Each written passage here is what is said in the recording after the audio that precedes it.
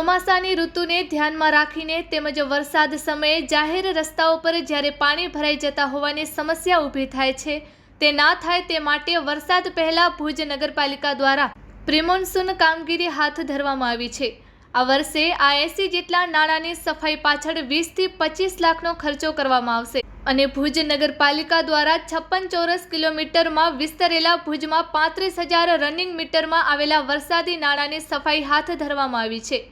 ભુજ શહેરમાં 80 જેટલા વરસાદી નાળા ભુજ નગરપાલિકા દ્વારા સામાન્ય રીતે ચોમાસા પહેલા પ્રિમોન્સૂન કામગીરી હાથ ધરવામાં આવતી હોય છે,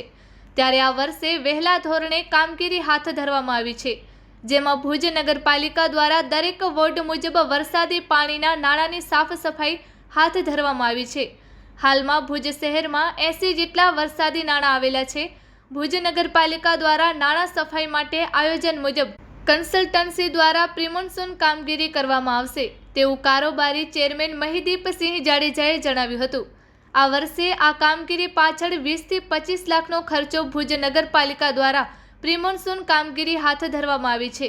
દર વર્ષે આ કામગીરી પાછળ 17 થી 18 લાખનો ખર્ચો થતો હોય છે, પરંતુ આ વર્ષે વરસાદી પાણીનો નિકાલ યોગ્ય રીતે થાય અને રસ્તાઓ પર પાણી ના ભરાય તે માટે 20 થી 25 લાખનો ખર્ચો કરવામાં આવશે। ભુજ નગરપાલિકા દ્વારા 56 ચોરસ કિલોમીટરમાં વિસ્તરેલા ભુજમાં 35,000 રનિંગ મીટરમાં આવેલા કુલ 11 વોર્ડના 80 જેટલા વરસાદી નાળાની સફાઈની કામગીરી હાથ ધરવામાં આવી છે। વરસાદી દિવસોમાં પ્રિમોન્સૂનની કામગીરીનું પરિણામ આવશે સામે। ભુજ નગરપાલિકા દ્વારા કન્સલ્ટિંગ દ્વારા જૂના વરસાદી નાળા અને વરસાદી પાણીના નિકાલ માટે જરૂરી નવા નાળાનું સર્વે કરવામાં આવ્યું હતું અને સાથે જ જૂના વરસાદી નાળાની સાફ સફાઈ હાલમાં શરૂ કરી દેવામાં આવી છે। ભુજ નગરપાલિકા દ્વારા આગોતરા આયોજનને પગલે આ વર્ષે પ્રિમોન્સૂનની કામગીરીની સફાઈ યોગ્ય રીતે થશે તેવું લાગી રહ્યું છે, પરંતુ સાચી હકીકત તો જ્યારે વરસાદ સમયે પાણી ભરાશે કે નહીં અને તેનો યોગ્ય રીતે નિકાલ થશે કે નહીં તે વરસાદના દિવસો દરમિયાન જ જોવા મળશે।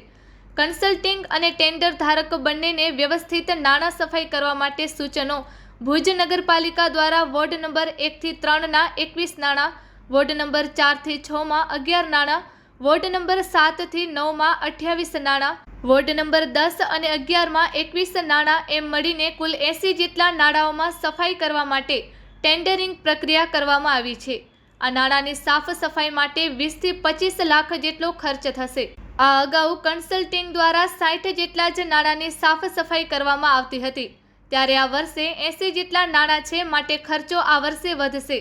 ભુજ શહેરમાં જ્યાં ત્યાં પાણી ના ભરાય તે માટે કન્સલ્ટિંગ અને ટેન્ડર ધારક બંનેને વ્યવસ્થિત નાળા સફાઈ કરવા માટે સૂચનો આપવામાં આવશે અને તેનું મોનિટરિંગ પણ ભુજ નગરપાલિકાના એન્જિનિયર દ્વારા કરવામાં આવશે।